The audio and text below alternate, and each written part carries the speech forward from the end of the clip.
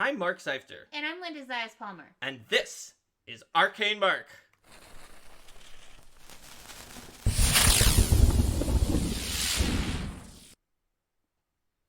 Hello, everybody, and welcome to a special episode on United Paizo Workers. That's right. I am Mark Seifter. I am a member of the United Paizo Workers Union, and this is Linda. Hi, I'm Linda Zayas-Palmer. I also work at Paizo, but I am ineligible for membership. That's right.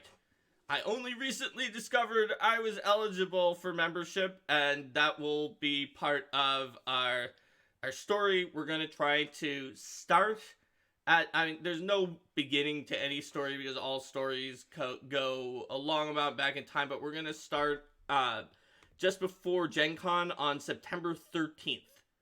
And it's wild to say that a lot of things have happened, but it's only been a little bit over a month since. Oh my gosh, yeah. It's only been a little bit over a month. It feels like it's been a lot longer, although sometimes it feels like the time is contracting. It's kind of like a more extreme version of the whole situation that's been going on in the past few years. How many times do we find ourselves say something like, well, this week has been a year?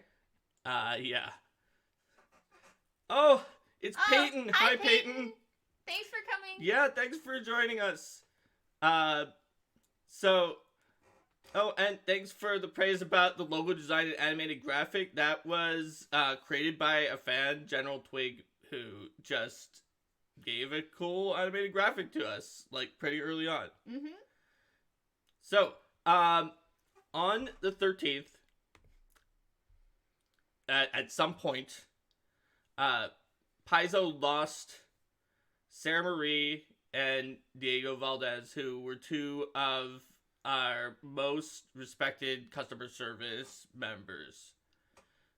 Obviously, we respect everyone on the customer service team. They are great, but I think everyone knows that Sarah Marie and Diego were very special, and they're special to all of us. And a lot of people at Paizo found out about this via how many degrees of separation did you have to someone who, like, had access to Sarah Marie's social media, which was private. Mm-hmm. It was not because of the fact that there was transparency and, like, different people on different teams were told this information. We're going to get back to transparency as one of the issues that UPW is hoping for later on. But it was more of a, like, who do you know who has access to this? And that determines how you figured out about it. And just, like, a lot of confusion, and fans started finding out and also being confused, but most of the people at Paizo were equally confused. Yeah. It's like, wait, this happened? What? We had no idea this was coming. We found out in, like, some weird sideways way, and we're all just trying to figure out how to process it, really. Yep. And so, at that point, we're like, how did this happen? And how did this happen at this time? Yeah, like, on the eve of Gen Con, like, of all times, like, not that there would ever be a good time, but there would never be a good time. But Gen Con Eve is already such it's already such a hectic time, and it's already such a time where, our customer service people have, like, an even more critical role to fulfill, and their absence was even more acutely felt. Mm-hmm. And so it was like, did something major happen? Like, what happened? Yeah. How could it have possibly occurred at this time? And, of course, even more information became available about things that happened at Paizo in the past. Allegations of some pretty bad stuff. Mm-hmm. And just a lot of things were happening at that point in time. Yeah, and it became a catalyst for discussion, for people to talk about the things that have been bothering them. Yes. The things that, it was a time where, like, obviously I'm not in the union. I'm not privy to any discussions that happen in the union. But just like before that, like it was a time to talk about like, well, if this is a thing that I've wished could be changed for a while, and I've just thought, this is just the way that it is. There's no changing it. This is fundamental. This has been decided, etc. But I mean, not all of that was out of just like an assumption. Sometimes it was that, you go to the person above you and they're like, you can't. And you're like, well, can we do this? And it's like, no, that's not the way that things work. That's impossible. Yeah. So there was a lot of discontent. It was a time to talk to other people at Paizo about it, but also, it was obviously just really raging among the information was really raging among a bunch of different groups. So you had the Paizo staff and workers, right? And then just outside of that ring, you kind of have the freelancers at Paizo, who also were very upset about this. Mm-hmm. You have kind of the very tuned in players and fans who are they're venture officers, they're subscribers. They're probably all of you who do not belong into one of the groups of being workers or freelancers. Yeah, are these very plugged in fans, and they were getting or you were getting as much information as you could about what was going on. And then there's also kind of the low information fans who were just kind of hearing like one thing about this and had to kind of make a decision as like, you hear anything about this, what is the response to that? So because nobody really has a solid picture of what's going on. So we're all just like, okay, well, based on this incomplete information, what are we gonna do? And I'm talking about people in the community too, not just like us at Paizo, but just like everybody is trying to operate off incomplete information and do the best thing that we can, and act in accordance with our principles. And I just kept imagining, like, I know what it's like for me, but just imagining what it's like for everybody else in all these other positions as a member of the community, trying to guess what to do as a freelancer, as somebody who is a venture officer or other volunteer for organized play, trying to decide what does all of this mean. It was a gigantic mess. And it was also right on the eve of Gen Con too. Yep. That all of this was going on. So, everybody's deciding what that means for this big show that we've got coming up. Yes. And so the thing to consider about that, right, is that everyone is figuring out whatever they can about the information. And again, there wasn't a lot of transparency, so you had to go to different sources and try to figure out which sources you were going to use to find things out. Because you're hearing contradictory stuff, and the rumor mills are firing at full blast.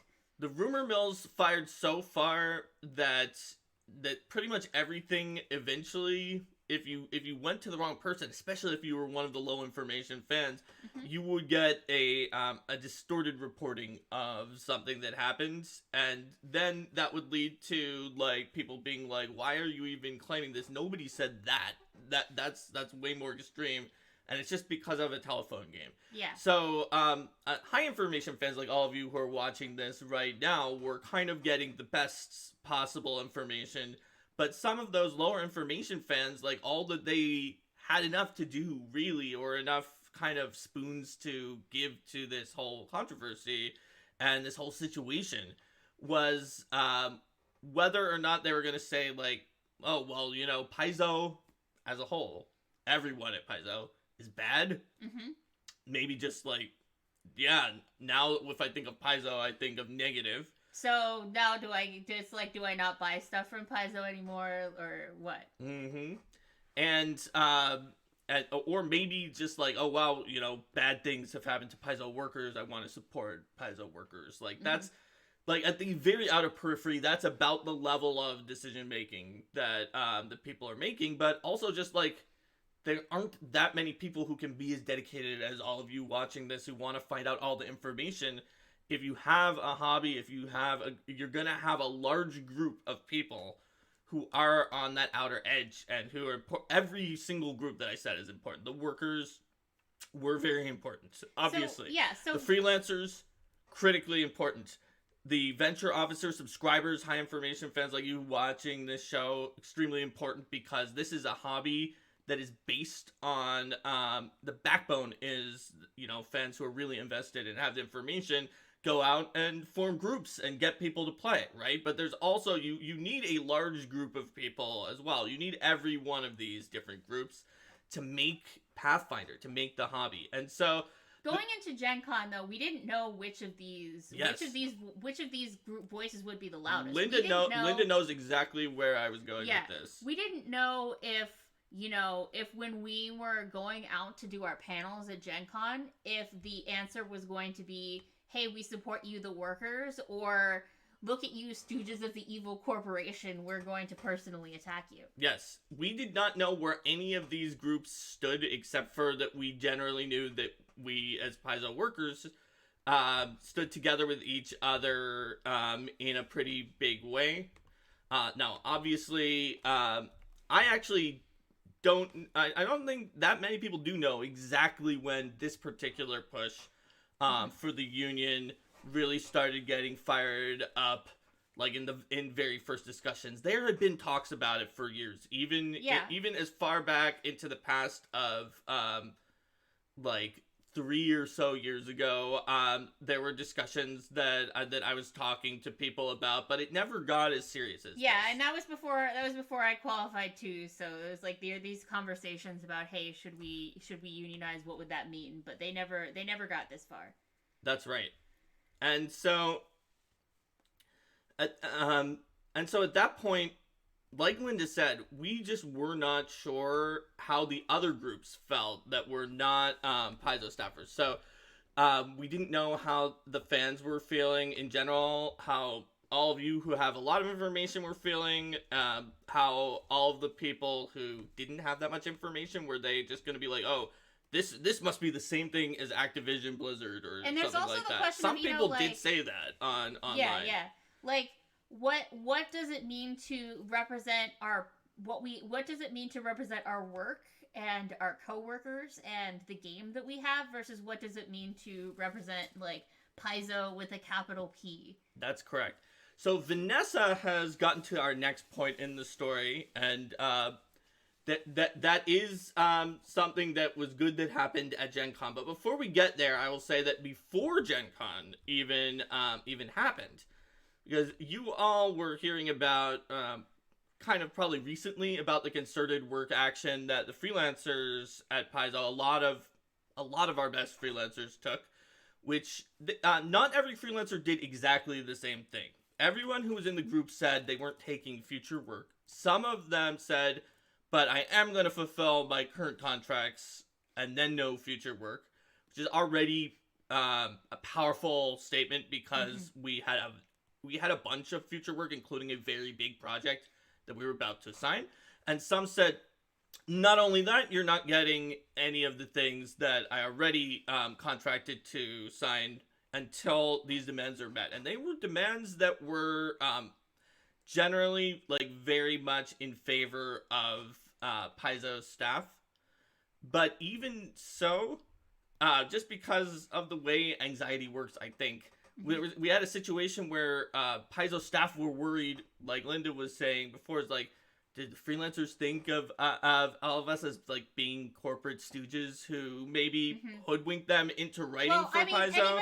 The freelancers were worried, are Paizo staff going to be mad? Because many of them were just saying, no, we're not going to do our contract for words that are due that the Paizo staff need to continue moving on. Of course, both sides were worried because you can't be sure of what the other person is thinking. And it's not just like, worried about what they would think, right? Because, a lot of people, they don't know what the response is going to be, the freelancers. They don't know if Paizo is going to be like, well, this isn't okay. this isn't okay. Like, we're not gonna hire you guys anymore, or like this is gonna be a black mark. They don't know that. They're taking this decision in that, and one of the freelancers has a point here. Worried that designers were getting in trouble, but just assign it to anybody or do it yourself. Yep. There was worry from all directions about all directions. That's the worry about what the executives were going to do. So the one thing from the perspective of Paizo's staff, the one thing that even when we weren't sure, it was like, did some of the freelancers feel like they were misused, and when the freelancers were like, we're not sure how Paizo staff are going to be able to respond, is that Eric Mona, who is the executive in charge of the editorial team, immediately said, when asked, there's like, no, we're not going to blame you for the fact that you can't fill these new books that are coming out. In fact, he said that it was 100,000% not our fault for one of the books that our team was going to get out. And so I told the person who was trying to get the book out, who was actually very distressed, I was like, look, do the math. You could have 1,000 books that are delayed by this, and it would be exactly not your fault at that point. So, because it's 100,000%. So, yes. And it was made very clear. We needed that bit of humor at that time, for sure. Yes, we absolutely needed it. It was made very clear that there wasn't going to be any crunch because of this. Now, I will add as an aside, there have been times that it has been made clear at Paizo that there won't be any crunch, and there has been crunch anyway. Yes, because the thing is that it's like, there's not crunch at that time, but by the time that the crunch train finishes rolling downhill, and like 6 months later, people don't remember that they said that there wasn't going to be any crunch. So just sometimes the person who promises you that there isn't going to be crunch, even if they're an executive, were themselves promised something that did not happen by someone else. So I've seen that happen at least once, where it was like, we'll get more people in, but then that didn't happen. So exactly. You can't be sure even, but I could tell that Eric meant it when he said that he was going to, at least his assumption is not having a crunch, and that no one was going to be blamed. None of the staff was going to be blamed for that, and he was very supportive of the freelancers. Yeah, and I know that, and so were the staff in discussions. Even when one staff member was saying, like, this makes sense, and it makes sense they're not taking new ones, although like maybe it is a little weird about not finishing the assignments on the contract. I'm not sure how that works. And Eric was like, we are the ones who were unprofessional first and did these things first. Please do not blame the freelancers for anything that they're doing right now. Yes. That's just how it is. So we at least knew that. But we were then going into Gen Con, and that's where Vanessa got ahead of me and was absolutely right. Because there was a pre-recorded panel that Eric did at Gen Con, but the first panel at Gen Con that was live was me, as Leo, and it was Mike Sayer. And of the three of us, Leo and I are both managers too. We have manager in our name. We're middle managers. We do Leo and I do a massive amount of work. And even as managers, we do the same work as the workers, and then also do management. And even so, managers at the end of our name, or I guess the beginning of Leo's name, because it's managing editor. Yeah, but it's in your name. It's in our name. And so we were like pretty worried about what could possibly happen because there are multiple different groups that were going to be there at that first panel, any of which could be extremely angry or upset and feel betrayed. And we also were feeling a lot of emotions because it was only 3 days after what had happened with our coworkers, right? And you were wearing this same shirt. Because there was also the question of like... Well, I do have like 5 copies of it. Okay, not like this. I'm not saying you were necessarily wearing literally this copy of this shirt. I don't know which ones we necessarily have. Yeah. I mean, they look identical. You can't tell. But the point is though that we there was another discussion that had come up was just like wearing the Paizo blue shirt, like Yes. with all of this going on. Yes, that was a big one that the three of us talked about, and we had come to the same conclusion at pretty much the same time. And then another thing that happened the night before, I was like, I want to make a statement. I realized it like late at night. The way my mind works is if something's gonna happen the next day, my mind races. I can't get to sleep. It just happens pretty much automatically if it's a big thing, if it's something that's stressful. So my racing mind came up with all these ideas. I then couldn't get to sleep, and I woke up like not super late, but later than I normally do. Still at a normal time to go into work, and I came in and I was like, okay, the first thing I'm gonna do is tell Leo and Mike about the fact that I want to make a statement. I went on to our discussion that we had been having the day before about shirts, and I found that Leo and Mike, while I was sleeping because I had stayed up late, had already had a conversation together where we were just all in a mind link. They had come to nearly the identical conclusion of what I wanted to say, so I was like, oh yeah, you guys figured out what I was gonna come on to say before I could even get in here. And so everyone independently wanted to do that, and we did. So we came on. We didn't know how it was gonna start, it was gonna be, but we started by each making a statement, and I said solidarity to everyone that's out there and to our freelancers. And we talked about things, and Mike even specifically is like, look, these guys have manager in their name, but there's no one who was in the trenches with me more on Guns and Gears, for example. That was part of his statement. And then we found out that like all of our worry to some extent was definitely overblown, because as Vanessa said in the chat, so you may have already seen, the freelancers not only for the freelancers not like necessarily feeling betrayed by workers and upset, they came en masse to be positive, to not even bring up any of the problems or negative things that were going on in the chat, but instead be supportive, support specific Paizo staff, and say nice things. And the other fans in the chat very rarely said anything that was like particularly inflammatory. And so that set the tone. Hi, Kate. I mean, I'm tearing up now even just thinking about it. But I teared up at the beginning of that panel. So many of us at Paizo were just like crying happy tears because of that support and that love, and we appreciated that so much. And Severin Laureate wants to know how the Freelancer Revolt got started. It's not a revolt, it was a concerted work action. But basically, the thing is that when PaizoCon went online, right, that means that the Freelancer Summit that we've done for freelancers also went online, which meant a lot of freelancers had each other's online information.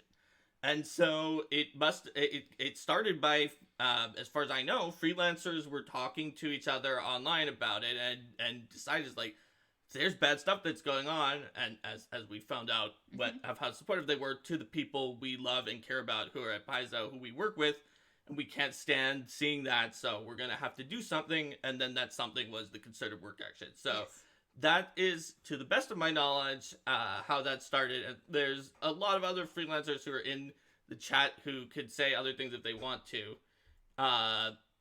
about that. It looks like it is pretty similar to what I was saying there, based on some things in the chat. So that's what we had at this point in time. And we know, based on some other things that people said for the union, that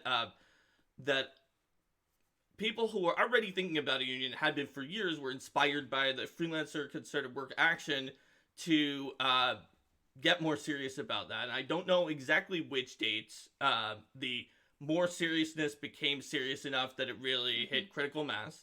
But this was also the point at which, at some point after this, at which UPW really started moving towards being a thing.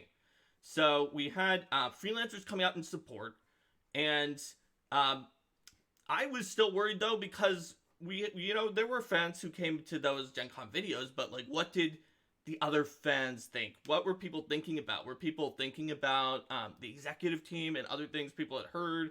Were people thinking about the Paizo staff or the workers or the unsung heroes that no one ever is talking about? So I went on to Twitter because, like I said to everyone, my anxiety just keeps me up at night if I'm thinking about things. But if I do something it makes me feel better to do something to help people. It just always does. And so I decided to make a giant Twitter thread that you can find on my Twitter history that was just like, here's everyone at Paizo who is below the director level, plus 2 directors who are in some pretty marginalized departments. And I just went through and I did everybody. It did take 2 nights to do that, so I stopped at one point when I only had the developers and designers to go. But I just went through every department, and I talked about everything that was going on at that point in time. And Nicole says that I didn't sleep for that thread. Well, I slept better because of that thread. Right? So, I did that thread, and I guess I didn't get to sleep until like 4 or 5 a.m. But I also, and as Nicole pointed out, a sneaky Jessica. So, yes, I technically said at first, I was like, I talked about the freelancers as unsung heroes, but I was like, I can't go into all of them because there are many, many freelancers, and the important thing for me about this string of tweets is that I want to get everyone. I don't want to miss anyone because I feel horrible if I miss people. And with freelancers, I'll never get them all because there's no list of every freelancer who you would ever talk about. But then later on, I did say, like, when I stopped the first night, that the next night I was going to start with the organized play team. And then, so the next night I started by saying, well, there is one freelancer who's been on the cover of Book of the Dead, so let's talk about Jessica Catalan. But the thing is that Jessica Catalan had already been hired on the organized play team, but not announced at that point in time. So I did start with the organized play team. But there have been several position changes, because Jenny had already been announced, or not announced, but had been moved to the Starfinder team. So I also mentioned that she was an honorary member of the Starfinder team when I went into the Starfinder team. And then Jason Tondro had been kind of moved to in between the Starfinder and Pathfinder team. So I put him at the end of the Starfinder team and just before the Pathfinder team. So that people would be closer to their real position when they were someone I knew was already moving into a different position. You sneaky, sneaky person. And then after that, I also did a tweet thread that was about the problems with pay in the RPG industry in general, other than Wizards of the Coast, which does pay more for salaries, but also Paizo in particular, and the location of Paizo. This Paizo is one of the most expensive places to live in the United States, and it also has one of the greatest accelerations of cost of living increase. Cost of living here increases twice as fast as it does on average in the United States. And when you get like a cost of living increase to salary at Paizo, which to be clear you don't always get, it's never this Seattle Redmond cost of living increase is always, oh well, here's the national one. Well, great, it's not actually enough for the Seattle cost of living increase. It's much, much lower than pay is significantly lower than the median amount and certainly than the amount that has been calculated by places like Amazon and Microsoft and things like that. Sure, but like MIT calculated what a living wage is at a living wage, not even like one where you can actually like plan or do things for your future. And a lot of the starting salaries at Paizo are like some of the better ones on editorial side are almost a living wage. Almost. And what it sounds like based on numbers that people have given on Twitter is that, and I'm not surprised because the tech industry is so competitive, is that maybe on the tech side, some people did get barely the living wage, because I think one former tech person posted that they had gone up to like 60 something before they left in 2019. So, but then again, the editorial is not the lowest section at Paizo anyway. So, yeah, like if you think about like customer service, is it was yep. mentioned there, like what was the expected post for customer service? Yes. People on the warehouse staff. Absolutely. Yeah. And if you're talking about like trying to, you know, get a home so that you're not just paying rent, which is you always like paying rent is not good to do long term, but you kind of have to if you're at Paizo, because in the Redmond area, I think like the median home someone said was like 1.2 billion. If you count the whole Seattle area, including some smaller places, you get down to a little under a million, I think. Yeah, but like homeownership is like impossible for the majority of us. Most of us are you know, living in, you know, we live in apartments. We have some roommate or another.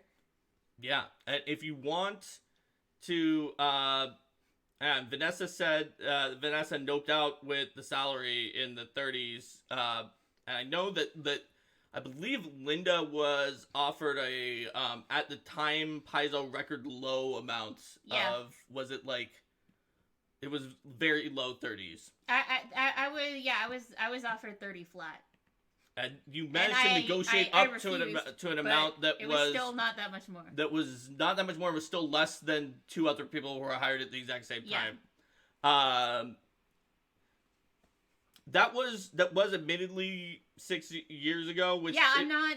Or 6 to 7 years ago, which matters because the area has gotten so much more expensive that Paizo is offering a significant amount more to starting developers than it did then, but not enough.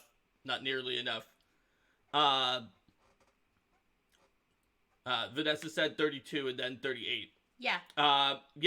And I think that Paizo's, the last time that a position went up online, it's a little more than that too now, but it's not nearly enough, because the living wage is over 40. And Stump Monkey says even renters are paying a mortgage, just not their own. Yes, that's true.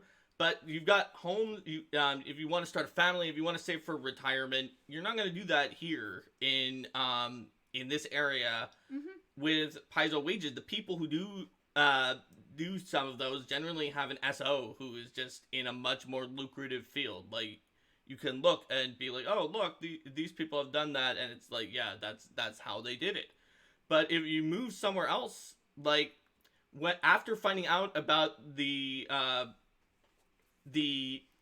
union effort, my little brother, who likes to make like algorithms that rank things, tried to rank different places to live in terms of livability versus affordability, and found one place where when Linda looked for fun, the only home that was above the median 1.2 billion amount for Redmond was at or above was a 1.6 billion thing, but it was like a castle. Yeah, it was like oh, you could get just like this regular looking small house in Redmond or this castle for a little bit more in other places. Yeah.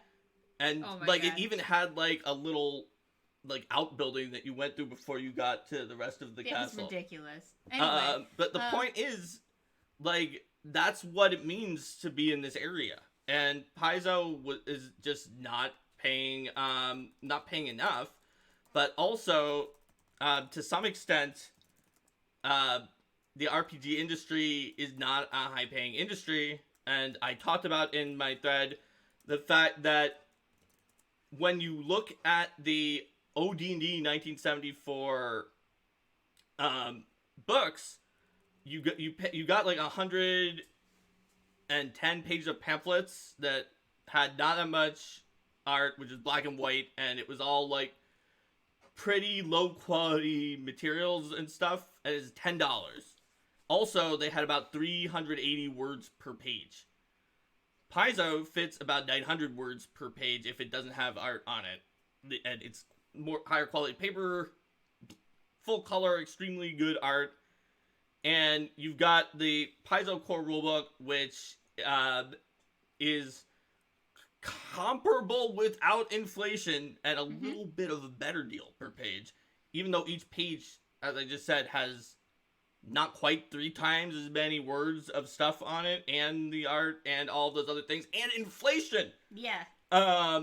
So it's an industry where the prices have actually kind of compared to where it started have tanked. Mm-hmm. And they tanked by not going up while the things that you need to give to get those prices increased in cost by a massive amount and in quality and also inflation. uh, so that was my second Twitter thread of that week. And then my third one, though, because I didn't want there to be, like, everything to be completely hopeless, I talked about the fact that solidarity between all of the teams at Paizo, and honestly, it's kind of, ironic that, given that, shortly after that, the Paizo union happened, but that it was at an all-time high compared to when I joined. When I joined, even within teams that were working together, that were on the same projects, there was actually a decent amount of animus and distrust, which is more similar to a regular company. As far as I know, I an academic before this, but just talking to other people who are in companies, even if you have teams that are kind of working together on a thing, there will be situations where one team has, like, kind of their interest and another team has their interest, and there are things like fiefdoms or teams that are just like, I want to go after my own interest and selfishness. But Paizo was just getting more and more of a, like, no, this team, we want to help your team. Yes. Selflessly, just lots of connection and love between the different teams at Paizo compared to when it started out. Or not when Paizo started out, when I started out, which was 7.5 years ago, and things were in a very different state. Things were very fief to me at that time, for sure. Like, our team... Oh, and as Linda pointed out, she trained as a teacher, and everyone knows teachers are paid a huge amount, right? And she would have made, if she had gone into teaching in this area... Was it like 1.5 times as much? Linda, it was more than twice. Oh, right. What your initial offer was. It's 1.5 times as you make now. After multiple promotions, and one of the few times that I've ever seen Paizo actually give extra money to someone who got screwed over for your initial salary. Because normally, kind of no matter what you do, you get a certain percentage of increase that cannot be, barrier cannot be broken, and some people get a little bit less than that. But if your manager is like, this person was amazing, then it goes to this small amount of increase, maybe zero some years. My first few years, I didn't get anything because the company hadn't made anything, and that's kind of how it went. There's an amount of profit sharing that is used for the bonuses and also to calculate raises. But yes, as a teacher, you would have made... Your numbers were a little off there. I think my numbers were right. Wait, my number was a little off, but did you count the fact that you had your master's? Anyway. Oh, you're looking at the overall median salary now, but before you looked at the salary for positions based on your qualifications. Based on my qualifications. They were a little bit higher. Mm-hmm. Anyway, regardless. So, yes, there are a lot of issues that are related to that, but there was also some hope, and the hope was Paizo's teams are working together. Paizo workers are, like, becoming friends with people across teams, across departments, and also, the freelancers were really very supportive. So it was a stressful time, but it was also a time of it's stressful, but we're all in this together. Yes, and so much so, in fact, that it led to UPW. Mm-hmm. Now, around the same time, you saw announcements that even before UPW came to make negotiation, there were attempts by the executive team to start looking towards fixing some of these other issues. So one of the things that happened was that the executive team went to talk to managers. With one manager talking to all of the executives at once, and then switching to the next manager. So like, this definitely gave us a chance to say our piece. Obviously, it's, like, not the most stress-free experience to have a meeting of you and the entire executive team. But we did what we needed to do. We gathered reports from everyone, and everybody had a different way of going about it. I gave a 40-minute speech. Mark had, like, a PowerPoint presentation. Like, Yes, I am the. I believe I am the only member of the union that also gave a speech to the executives due to Yes. my. I'm in a weird spot. Your position is very You know, weird. like Blade is the vampire who's the daywalker because of like an exact balance of vampire and human blood, get all the powers of a vampire, but also none of the weaknesses.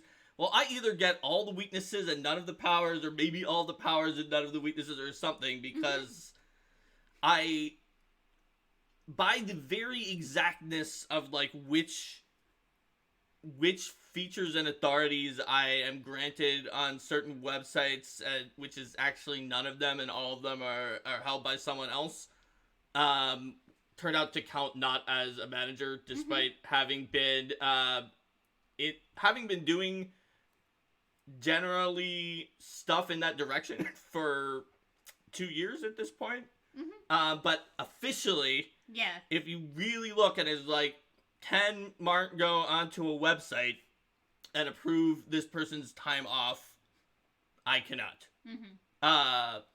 So, that put me in a very interesting position. But absolutely, Linda gave a speech and I gave a PowerPoint presentation, and I talked about things like the different groups of people that I talked to all of you about here.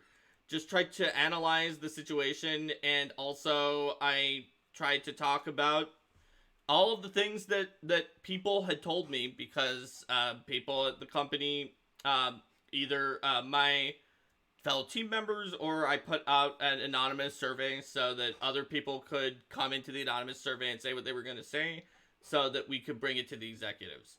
So that was kind of going on, like, kind of in parallel to the same time that the union was going on in the background. So then after those discussions were over, and Paizo also took some steps towards looking, the job description went up for the new HR specialist, which is higher rank and like a more powerful HR than the HR generalist that had been hired before, and started looking into some different outside firms who might be able to help make the situation better. And then UPW announced. And that was a very, very interesting day for those of us who did not know that it was going to announce, because at the time, pretty much everybody thought that I didn't count for it, right? And actually, before I get into that, there was a question that said, it was about the people who had not joined it yet, and I would say that nobody is really pressuring the people who did not join it yet to explain why, so we don't have the answer to your question. Was, well, why would they not have joined it? I will talk a little bit about, I am not a lawyer. I am someone who, as soon as it was announced, went onto like the NLRB site and NOLO and a few other places that have legal information and read everything. But I will talk about my best, since this is going to be our episode that's about details, I'm going to talk about my best look at what I saw when I was there, and like why someone might not do it, what happens if they don't. We'll get into that. But UPW announced on the 14th of October that with a sleek website, this very cool logo that you see here to the right of us on the screen, and already had the ability to get merchandise. And at that point in time, I was very happy for everyone who had formed United Paizo Workers. And immediately, that is when I started looking at the union law. And not only that, but I was talking to other people, and there were some people who were able to talk to friends who were lawyers. And the general consensus was, first of all, it's very clear from NLRB that dissuading people towards the union is illegal. And it's illegal at all points in time. There's a question, can you all say whose idea it was to use the kobold? We're not going to state specifically who did what. Yes. At any point in time. It's whether to everyone to I decide, know or not. It's to everyone to decide what they want to be public about in terms of their own contributions. That's correct. So, where was I before you asked that question? I'm sorry. You derailed me a little bit. I derailed you. So... no, when we started looking at places. What? We were like, how do we initially react when we saw the union What? thing? No, that's not where we were at. Nope. No, I completely lost my train of thought. It was not just that. We were talking about, you can't dissuade someone from the union. Yes, and you can at any point in time. But before the union has been recognized, so let's talk about union recognition. Mm-hmm. So once a union comes out, at that point in time, either the company's executive team or decision-making body can voluntarily recognize the union. In that case, there's a union.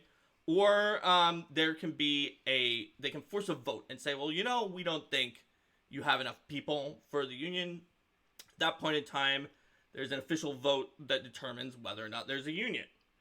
Now, as it turns out, the union started the announcement with more than enough people to win the vote. No, but that can sometimes be true and you still don't win the vote, either because once the vote is called for, the company can try to convince people who had gone out in favor of the union that they didn't really need the union, that things would be better without it, or in theory can try to change the composition of a company to the point where there wouldn't be a union. But just that didn't really seem to me like something that was very likely that that Paizo was going to try. Mm-hmm. It seemed to me like it was more like Paizo would go and talk to lawyers because they probably didn't have much idea of what union law was, to make sure they understood what the different situations were. And I thought probably recognize it, especially since the freelancers who had their own list of demands said, you know what, our list of demands might take a long time, and they would have.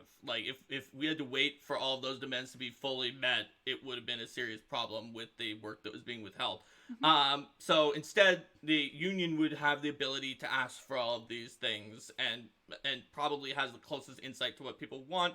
So recognize the union, and that will end the freelancer concerted work action. I want to say that is maybe not unprecedented, but that is very unusual in the history of unions, because a freelancer pool is usually who, if you have a company that's not like Paizo, but is more like a union-busting company, they would want to use freelancers to replace striking or union people, and just be like, well, we have these freelancers who are really good, they can do it. But the fact of the matter that Paizo had massive solidarity by these freelancers who were not at all protected by the union or going to become members of the union, just being like, no, we're going to do this for them. Yeah. It gave a huge amount of leverage to the union, because it was double power. It was one of you'll get the freelancers back, and two of, well, you're not going to have the freelancers to help if you're not willing to play ball with the union. So that was kind of a situation that started out.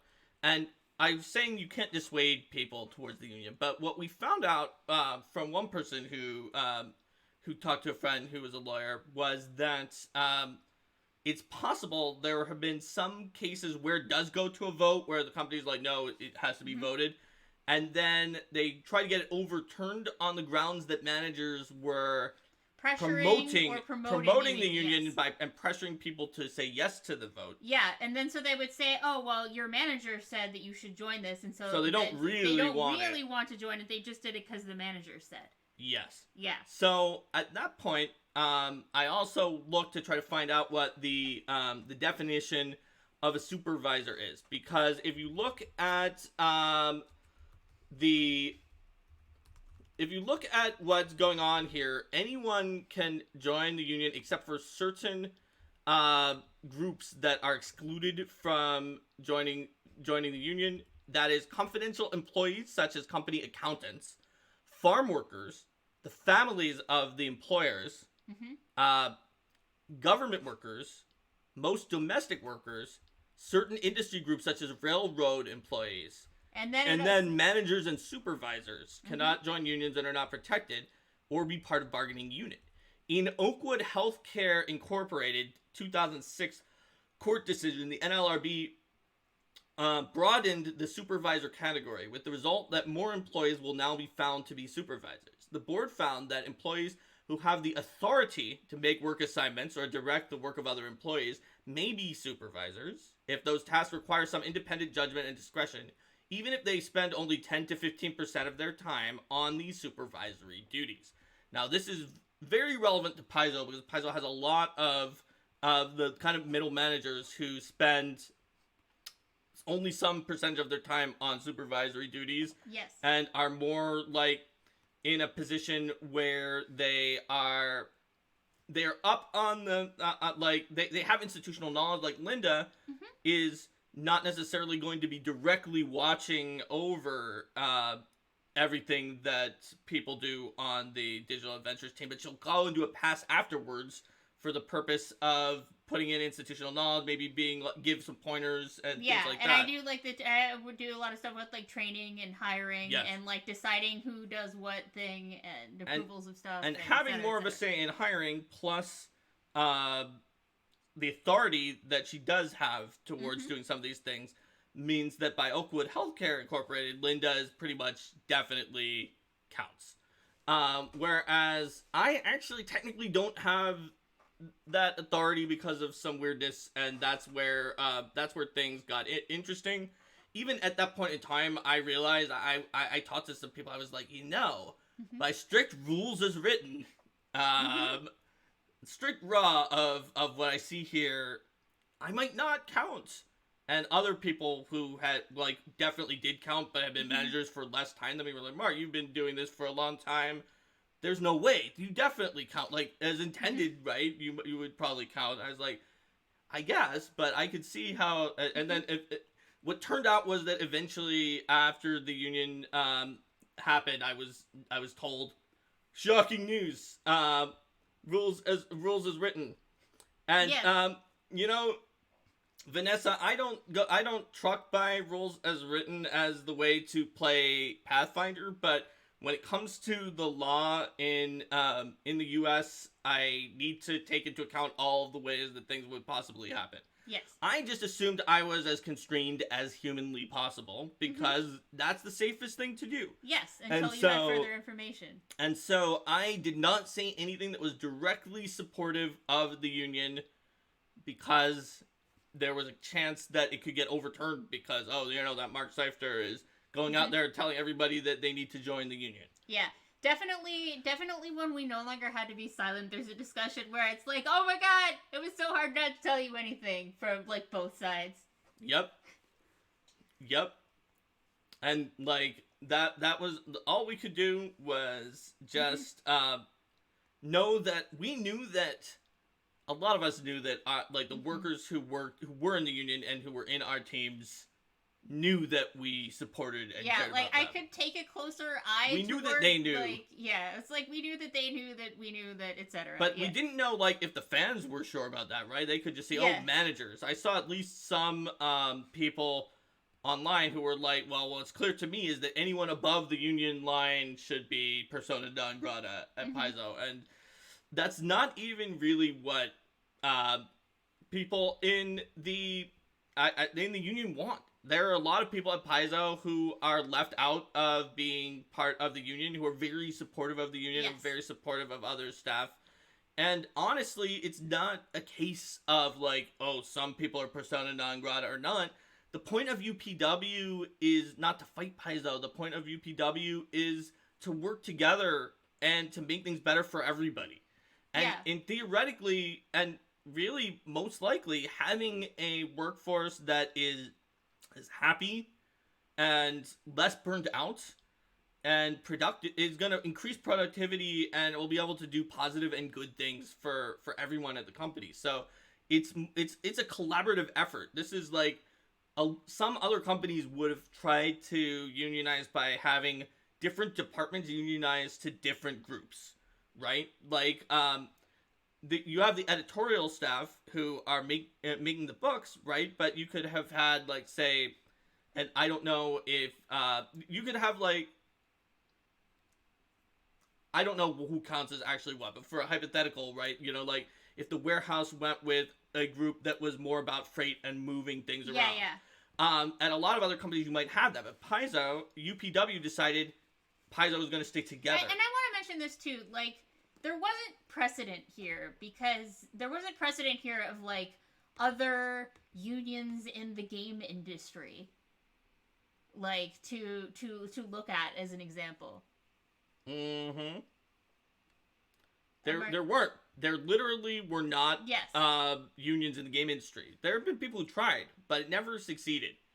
And so this, if it happened, and spoiler alert, it happened 2 days ago, on the 8th day, after only 1 week, which is flabbergastingly fast compared to a lot of union efforts. Yes. Paizo made history by being the first.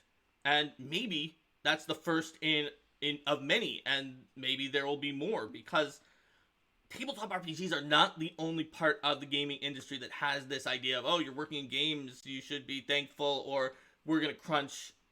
In fact, like, video games have a crunch that is bad in different ways. Paizo workers are crunched constantly, have a grind of just a certain amount of more work than the actual number of people that are there to do the work. Mm-hmm. In video games, you have a boom-bust cycle where certain times your crunch is even worse than the standard Paizo crunch. And then when it's done, a lot of video game companies fire most of the team. And, like, it's not like a, whoa, scandalous, they fired a team. It's like, oh yeah, of course, they fired the whole team. That's what they do. That's what they do. To be fair, they pay a lot more than tabletop RPG companies, but it's not a good situation. And there's a large amount of mistreatment just across the game industry, and it's different for the different groups. But if Paizo is the little pebble that starts the roll, I think it could be great for a lot of game creators, and not just in the tabletop RPG industry. So when talking about kind of what UPW's main goals are, it's going to be pay equity, including salary increases to try to match the cost of living. It's going to be securing a permanent remote work options for most positions. Obviously, if you literally have to be in the warehouse, moving the things that are in the warehouse, you cannot do that if you are in, like, Australia. Yeah. If you could, with psychic powers, then you probably don't have to work at Paizo. Yes. You can do something else. And then also, to get back to where we started, greater transparency. Because, like, say what you want about what happened on September 13th. But the fact that nobody knew it was going to happen, or only found out from, like, social media of people who were affected, was something that would not have cost the company anything to be more transparent about. Right? Yeah. And transparency is, like, one of the easiest things to do of these other requests, because, getting more pay, like, getting more pay and reducing crunch, those two might not be easy to do together. Mm-hmm. Because generally, reducing crunch involves having more people or doing less stuff. Yes. And increasing pay generally involves either not having more people so that you don't have to pay for the more people, right? Or having enough stuff that you get in more pay. So it can also involve things like innovative ideas about how to change up what's going on with the way that money does come into the company. There's going to be a lot of discussions, and if we can reach a Paizo that meets these criteria for UPW, that's just going to be better for everybody that's at Paizo. Yeah, and I think, sometimes you see sort of like this misconception online where people are like, well, Paizo workers are going to immediately demand that they make 10 times the salary and put the company out of business. Like, no, this is like... Paizo workers would not have formed this union and gone to this effort just to make Paizo go out of business. The idea is to make Paizo succeed. And with some transparency of information, you're not going to make demands that are like, oh, obviously these demands can't be met. Yes. There's no point in doing that. So the problem is that there is some amount of PR that is out there in the world about unions. And to be fair, you know what? There are a lot of companies in the world. Probably most companies have some amount of dysfunction. Yeah. Like Paizo does. A lot of them have more. Some have less. And there are a lot of unions out there, and I've seen people saying bad stories about unions. I'm sure that some unions do have dysfunction, and I'm sure people that some people aren't making up the stories and that were personal stories about their own family. But this union is formed by Paizo staff who care about each other. Paizo staff who are like, I've talked to Paizo staff. I've met them. I know. I mean, we are Paizo staff. These are brilliant people who are deeply passionate. They're smart. They're great at what they do. This is not your like the bogeyman story about a union that you've heard where like whatever the bad thing is that happened. UPW is here to make things better for the company and to try to get things to be right. They're going to make reasonable demands and like going to listen. And you know, if there's a demand for something, and then the company is like, well, look at the finances. We literally can't. Not gonna say, well, you have to anyway. Yeah. Or else. It's going to be a negotiation. It's not going to be... Okay, that's what it what is. Can we do to move toward this? What changes can be made? And speaking about the negotiation, let's go back into the timeline. So, on the 14th was announced. There weren't even that many other blogs after that, because first of all, on the 14th, it exploded on Twitter, made it to number 5 on trending on Twitter. And that is number 5. That means that the only things that were beating it were like Steve Bannon refusing to appear, people on the right bashing Biden, and then 2 that were about baseball, major baseball things that happened. And it was ahead of NFL number retirement. An NFL number retirement. Yeah. George Takei, Batman. Yeah. And National Dessert Day. Yes. So that was amazing. It trended hard, and it trended so hard. I do want to point out, you know, why is it trending so hard? I mean, you can't just have a few people you can't just have the people at Paizo cause it to go that big. You have who's promoting it. Again, we've got the freelancers, we've got the dedicated community members. We have everyone speaking out and promoting the cause. Well, people in chat are talking about the importance of National Dessert Day, and I will say that on National Dessert Day, I did say that, you know, I was feeling really happy. I kind of like vague tweeted that I was feeling happy because, you know, it was National Dessert Day. Everyone's happy if they have dessert. So But yeah, there's a lot there's a lot of support from a lot of people. Sorry about that. I think there's a little dust around here. Yeah. But 4 or 5 news outlets reported about it within hours. And more news outlets started reporting about it. There was another blog on day 2, Steel Your Resolve, that was about, okay, so this is not the first day, but we've got to keep going. And then on the 5th day, a blog speaking out about trans rights and also just generally everyone marginalized at Paizo, and saying that, or just even all employees can be protected by the union. Yes. Whether you are trans, whether you're marginalized, whether we're not from a marginalized group, but have been marginalized by Paizo's work environment. Yes. The point is that having a union is a very powerful tool to protect yourself. And then on the 8th day, Paizo leadership voluntarily recognized the union, and the union exists now. And that means that there are some next steps.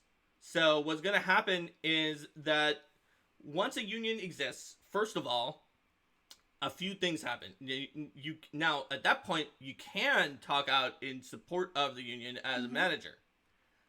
First off. Yes. But you still can't say bad things or try to get people out of joining the union. Not that I would ever want to. Yeah, Linda. You can't go ragging, Linda. No, she immediately started saying positive things to around and being like, oh, it's a relief. Everyone was so relieved because we wanted to support the union and we couldn't support the union. That was the managers get training and support about what Paizo's expectations are. That's when I found out that actually I've been in, according to the best that Paizo and Paizo's lawyers know, I guess, I've been in the bargaining group all along. Yes. And I joined the union at that point in time. And so once a union exists, you also can't just, even if you're in an at-will state like Washington, where we are, where you can normally fire someone for no listed reason, you can't fire a union member for no listed reason.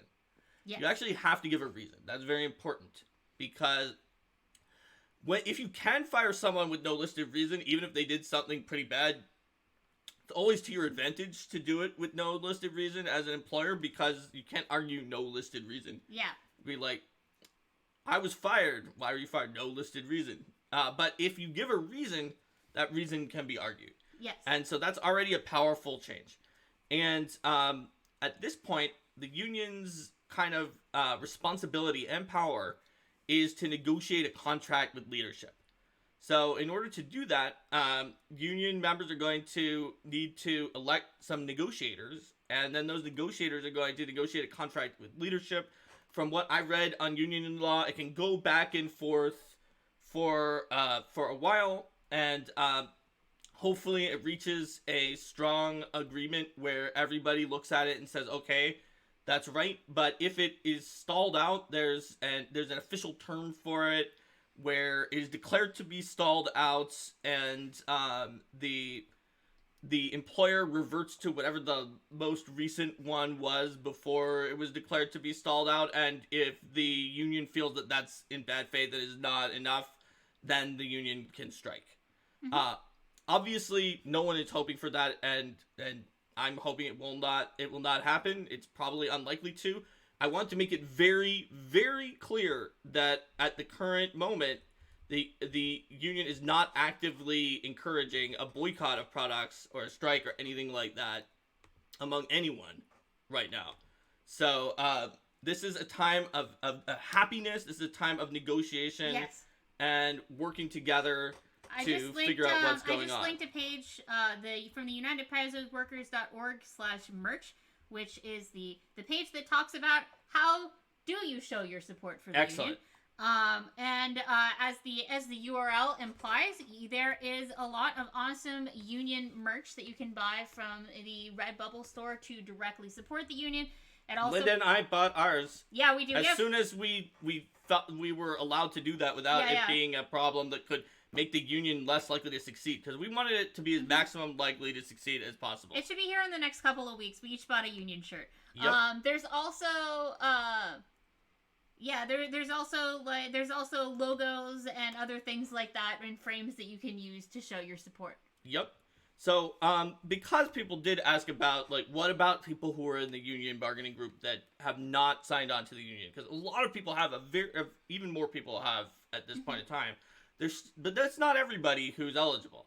So, from what I have seen, you can be an objecting member of the group, of the bargaining group. If you're an objecting member of the bargaining group, then what happens is everybody winds up paying union dues, which is a certain percentage of your salary.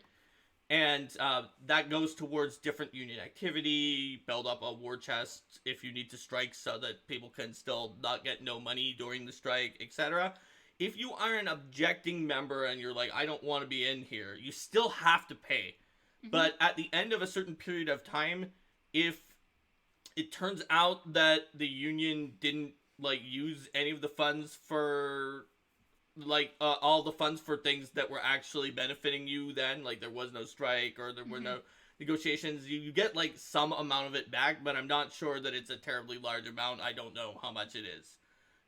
That's what it means to be an objecting member, but you still are part of the bargaining group. You're getting benefits from the union, and so you wind up paying towards the union. And there are some states that have certain laws that change things a little bit with objecting members. Washington is not one of those states. So yeah, the situation right now, there's a lot of the eligible members, a super majority are now members of the union. Yeah. It was a supermajority even, like, at the very beginning when it was like, oh, we're going to form the union. The very beginning... Wasn't it? What's the definition of a supermajority? The very beginning had a lot. It was a strong majority. I guess also, like, the technical definition of a supermajority depends on, like, oh yeah, I guess a number, it is a number that is much more than half of a total, so it's a very, Yeah. It's a very nebulous definition. So, maybe it was, maybe it wasn't, but it definitely is now, a supermajority, because you can't, it only matters if something is a supermajority with an exact amount if you have a check and balance where it's like, Yeah. we need 2/3 to overcome this thing, or 60% to Well, I overcome mean, in this this filibuster. case, it's enough to be sure that it's It was enough to be very confident, and now it's like, it's very, very high percentage. And so, yeah, that kind of is the journey that was moving along from all the way back when we were like, what's going on, to now when people are more connected than ever. And like I was saying before, that bringing people together, not just even the forming of the union, but like, the fact of the matter is that now, unlike before, Paizo staff and freelancers know what we all feel about each other. And I heard from freelancers that freelancers were worried that staff would be upset when staff were actually proud of freelancers. And I heard from many staff that they were worried, is like, do freelancers think I tricked them into working for Paizo? Yeah. And so that means that people have been brought together from all different groups. They've learned how much we all care about each other, and that is the silver lining of a bad situation, is that it does bring people together, and it can create real change. There's a mention in chat of CWA. Yes, Communication Workers Union. That is the parent union for United Paizo Workers. So CWA is like a very, very big overall union. And then there's something that is not called a chapter. It's called some other noun that is very strange and that I don't remember what it is. It may be like called a local or something that was like, is that the noun that they use, but that they do? And that is like CWA, then there's that. And United Paizo Workers needs to pick one of those and join that. And then there's like a hierarchy organization that will... Kate Harry indicates that local is the correct term. I got it. So it'll all move through, and the way that works is that they will provide support, because it's just the same way that the union brings people together within UPW. Being part of a local and then part of the larger organization brings people together across different companies, across different smaller unions, because we're stronger when we're working together. And when we have each other's backs, and also there's more institutional knowledge among the people who have been a union for longer, as opposed to the people who are being the first union in the industry. But still, the people with institutional knowledge can be like, "Whoa, you guys got a union to be recognized voluntarily in a week," and be excited and happy. And, because things they're not always the same. Like, you can have something that's unexpected for people who've been doing it for a long time. And I think as the gaming industry, if this catches on, as the gaming industry starts to become unionized, we might find that there are commonalities in unions in the gaming industry that actually are very different than the way that it has worked at some other places. Because gaming industry is pretty special and pretty weird. Yes, the first level union member goes to the 20th level legendary union person for advice. That's true. And so, I mean, you'd probably be doing. I wasn't even thinking necessarily legendary. I was thinking because I was thinking going to Starfinder. The union organizer archetype. The union organizer archetype. Yeah. From Starfinder 38 Crash and Burn. We also have a sidebar in Guns and Gears on mechanist unions for vehicle mechanics. And there's also been union information in Lost Omens books and adventures too. So Yes. they're absolutely. Um, so I'm feeling a lot more hopeful than I was even before any of this happened, because Yeah. we have so many different possibilities for things. We have United Paizo workers. We have um, all of the things and the outside groups that the company is already looking toward to try to make things better, and they might be able to come up with suggestions that can be told not only to the executives, maybe be told to the union to think Yes. about of ways to do things, and some of these people are experts in diversity, equity, and inclusion, and who might have something that we didn't think of. Yeah, for sure. And so by bringing in and agreeing to look at these perspectives and do the hard thing, it makes it possible for real change to happen. It makes it possible for things to get better. And so I'm still pretty stressed because we're still in that transitional period where a lot of things are unclear. And being the daywalker who's like kind of in between is definitely also its own thing, right? At some point in the future, which could be in the near future, I will eventually achieve whatever the metaphor equivalent of this is, getting a vampire blood infusion, to the point where I wind up being considered an actual supervisor, and then at that point I'll have to leave the union. But I'm very glad to be in the union right now and to be able to support all of my other fellow union members. I would have been happy to join it immediately. I would have been happy to join it 3 years ago when people were talking about it then. Yeah, for sure. But I'm feeling a lot more hopeful because there are multiple different ways that things could get better. There are so many people who are so passionate and care so much that are in the company, that are our freelancers, that all of you who are watching this here, that are working to make things better. And so that helps me get through the stress of now being stressful, is my thoughts about, well, you know what?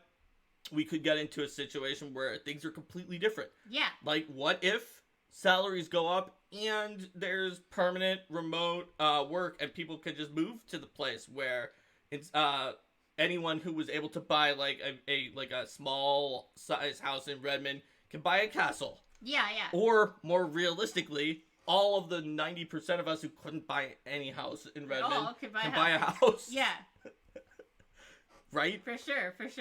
Because nobody needs a castle. And then, you're not making those kinds of decisions anymore where it's like well, we can't afford right now to consider starting a family. We can't afford to consider like what and thinking about like what does retirement mean when you're in this kind of position. There are three things. So, there's a home, a family, and retirement. Are the three things I think about. At Paizo, you will be lucky to have one of those things. And Linda, I've worked there for a while. We've gotten through to the point that obviously we're above a starting salary of someone who might hire.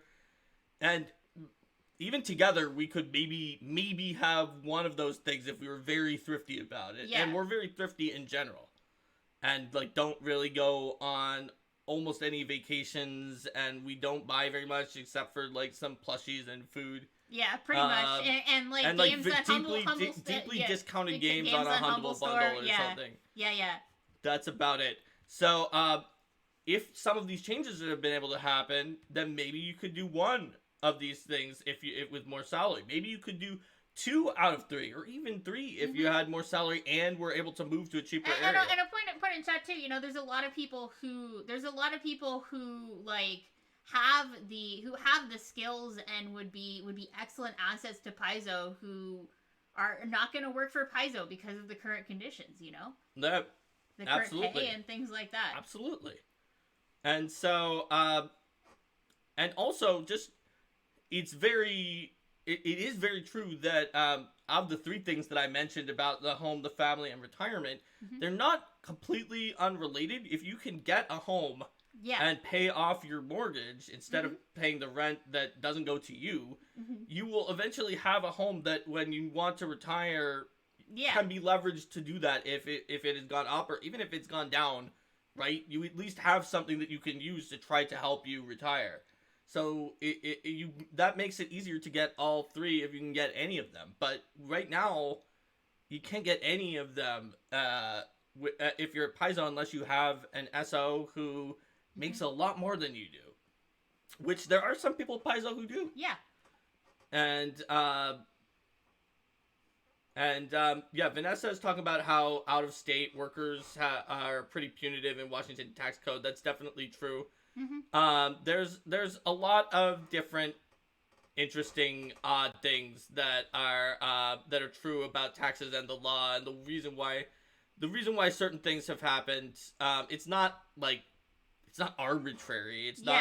It's not like nobody's sitting there twirling their metaphorical mustache, being like, aha! It would cost nothing to let people work wherever they want. But I don't feel like I don't want to. I know it's not like that. It's not like that. But that's not what anybody's thinking. No, it is a complicated issue. But with transparency to the union, then there's going to be a lot more ability to discuss and actually crack open these factors and look at what does it mean. What are the options really? Yes. And that's just the reason why this is so important, is because when there's inertia, when there's pushback, right? You get let's do this. No, here's a reason, and it could be a reasonable reason, like the tax code. Like Vanessa said, the tax code is very punitive. No, shut down. Then you don't keep having the conversation, because all the power is to be like, here's the reason, and we're shutting this conversation down. Once you have the union, the conversation continues, and you might be able to reach a compromise or find other solutions, or even just get it to the point of like, okay, but we still need to do this. Yeah. And and even sometimes it can be something that is good. Like that one, it could be good for everyone if you get to the point where you don't need to have as big of a space, and then Paizo doesn't have to pay for as big of an office space, or just even if finding a way to change business model slightly to increase revenue. Yeah. Everyone likes it. That's good. But the thing is that a lot of companies, and Paizo is one of them, work on a kind of inertia-based system where it's like, well, what we're doing right now it's working. Is making the amount of money that we have right now. And if we do something different, else, we could get less. Yeah. And the thing is that is very risk averse, and it's understandable, but by pointing out that what we're doing right now is unacceptable, and that we need to change, that galvanizes, that kind of just reframes the discussion, and it's like, okay, if you do nothing, we'll do what's happening right now, but that's not something that we can stay with. Then you kind of have to look at creative solutions and new ideas, and you have to innovate. It's kind of like necessity is the mother of invention, that saying. And so in that perspective, right, the union and all of you here who are watching this, and people and the movements, the pressure of the union, are going to lead to invention, innovation, and good things, because necessity is the mother of invention. And up until now, there hasn't been, there kind of has been necessity, but there hasn't been a way to convince everyone at the company that there's necessity, because there's just a large amount of inertia, and we've always done things this way. Yeah, and when you have scattered voices, like one person says that this is not cool, and then nobody else says anything for a bit, then one person says this is not cool, etc. Then that kind of gets drowned out. It's easy to ignore among the noise of everything else. Yes. People are sort of taking turns being like, this is not okay. But once everybody is speaking together with one voice, then... Yep. And there have been instances of very small things where people have spoke together with one voice. Like, for example, little small decisions that a lot of people probably don't care about a lot. At one point there was a mandate that was passing around to require putting a level on every character that was ever introduced, even if you wanted to not decide in case they were pretending to be weaker than they actually were, or to later let them be in an AP, and then you can decide they're the right level for the AP, or it's organized play where they're two different level ranges, based on, things like that. Or not. And so it was the case that there was a book where that was going to happen, that required talking to people from the AP team, the Lost Omens team, and the design team, because all three had books coming out that were about some of these NPCs. Yeah. And that's when, and also just, it turned out people talked to some people from other teams who had, like, because there have been some scenarios that talked about some of them. Yeah. And it turned out that just, like, everybody didn't want to do that always. Sometimes it's great, but wanted it to be a you decide whether to put it in or not. Everybody. Literally the entire group of workers and middle managers. So just eventually we were like, oh, well, that's it. That's interesting. Okay. And so then Ron, who was with AP team, just kind of went and just, we had all the, like, all the people signed on, because it was literally everyone. It's just like, literally everyone wants to not do this. And then the managers were like, okay, yeah. Yep. Like, immediately, like, yeah, that makes sense. Let me think about it over the weekend, and then came back and like, yeah, okay. Yeah, but it just shows how easily you can get a mandate that literally everyone dislikes, but, like, upper management doesn't know that there's a problem. And previously, as we found out, because not everybody knew this, previously some of the individuals who were part of that had tried to push back and been like, no, before.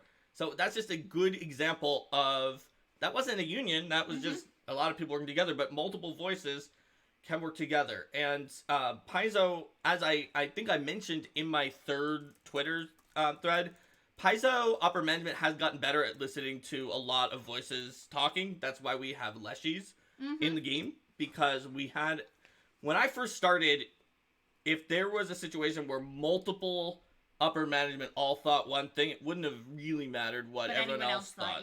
If they were unanimous. But we went into that Leshy meeting, and, like, literally the three highest ranking people in that room, which included the person who was the highest ranking person in all of editorial, were like, we don't really like this. But everyone else, everyone else was like, Leshies. Except, I don't want to paint everyone in the same boat. John Compton, Ripley, very solid vote. He did, very solid vote. I don't want to say it was everyone, but everyone else said Leshies. And so they were like, you know what? It's not our thing. But if everyone else in this room is this excited about it for Lost Omens Character Guide, then the fans are going to be excited too, and we should do it. And that was an example. Pathfinder 2nd Edition sort of, like, turned the page a little of, like, if there's a concerted effort of a lot of people saying something, that there is a chance for, that there's a pretty good chance that they're going to listen. And so that's why I'm hopeful that the union is going to be able to be really effective and get some, with the right information, is going to be able to get some really, really good ideas that are going to be heard and hopefully listened to and applied.